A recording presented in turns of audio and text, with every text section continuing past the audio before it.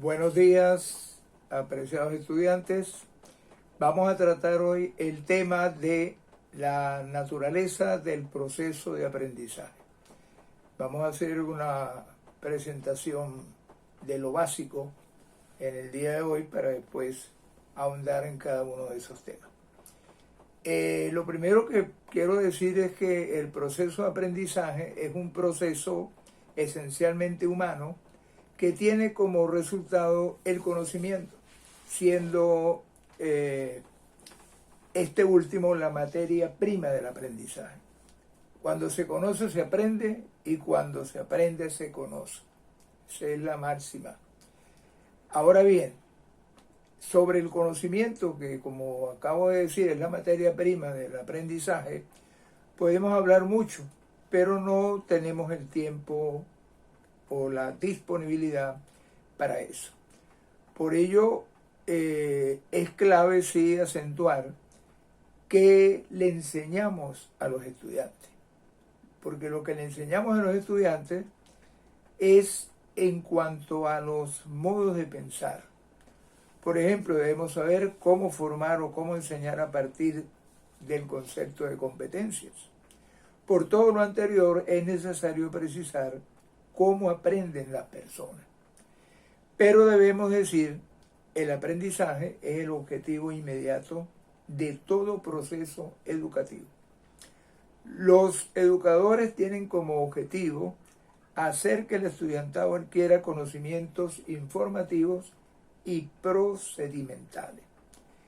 Ahora bien, ¿cuáles serán los rasgos más relevantes que engloban a la naturaleza del aprendizaje y cómo influyen en la formación académica y social de los aprendices con el fin de insertarlos en esta sociedad de hoy en día?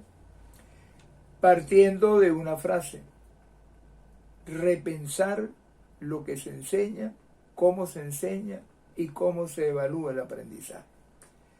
Por esto tenemos que en primer lugar definir qué es el aprendizaje.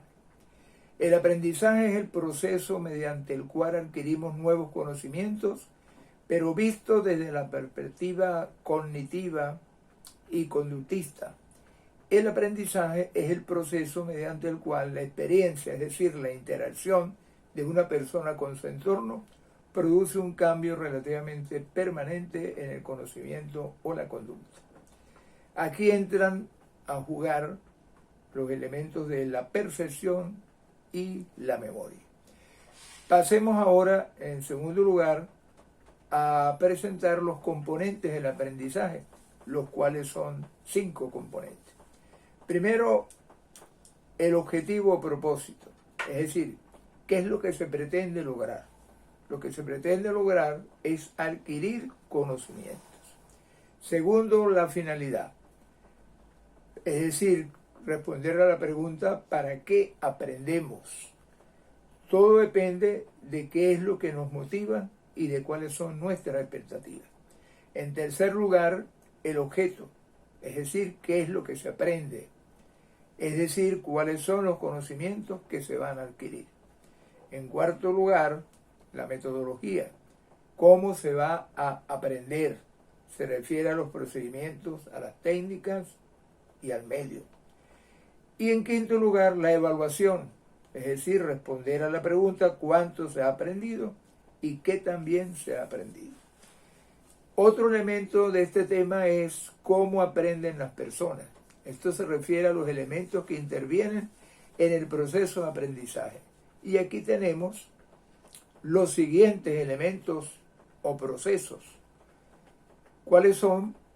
Procesos psicológicos, como la atención, que es la concentración del esfuerzo mental, la percepción, que es cuando cobramos conciencia de lo que estamos viendo, leyendo, escuchando, tocando o haciendo en el acto de aprender.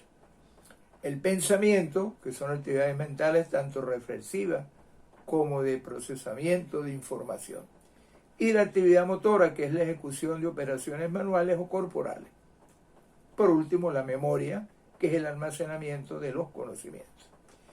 Pasemos ahora a otro elemento, que es los factores que inciden en el aprendizaje. Estos son factores internos y factores externos. Los factores internos son factores de naturaleza biológica. Estos se refieren al estado de salud general. Factores de naturaleza psicológica, el nivel de atención, la calidad de la percepción, los tipos de pensamiento, y factores de naturaleza sociocultural, como la lengua materna, sus creencias, sus prejuicios. Y los factores externos son de naturaleza ambiental, como el entorno físico del lugar donde se lleva a cabo el proceso de aprendizaje.